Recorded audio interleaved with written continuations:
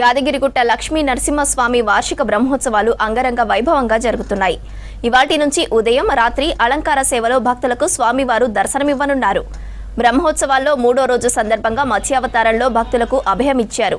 స్వామివారి దర్శనానికి భక్తులు అధిక సంఖ్యలో తరలివస్తున్నారు. ఈ నెల 18న ప్రారంభమైన బ్రహ్మోత్సవాలు 28 నాడు అష్టోత్తర శతఘటాభిషేకంతో ముగియనున్నాయి.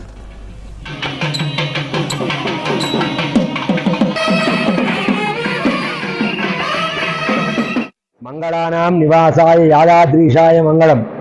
ప్రియ భగవద్బంధువులారా, శ్రీ లక్ష్మీనరసింహస్వామి వారి యొక్క దివ్యక్షేత్రం తెలంగాణ ప్రాంతంలోనే అత్యంత ప్రసిద్ధి చెందినటువంటి పంచనారసింహ స్వయం వ్యక్త క్షేత్రంలో అత్యంత వైభవపేతంగా కనురార విందుగా వార్షిక బ్రహ్మోత్సవములు శ్రీ పాంచరాత్ర ఆగమ శాస్త్రానుసారంగా నవాన్నిక దీక్ష చేత ఏకకుండాత్మక బ్రహ్మోత్సవములు నిర్వహించడం జరుగుతుంది.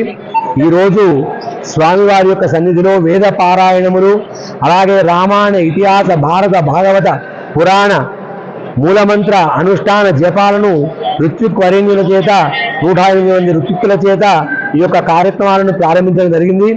అలాగే ధార్మిక, సాహిత్య, సంగీత మహాసభలు ఎంతో మంది పండిత వరేణ్యుల చేత ఈ యొక్క ఉత్సవాలను నిర్వహించుకోవడం జరుగుతుంది.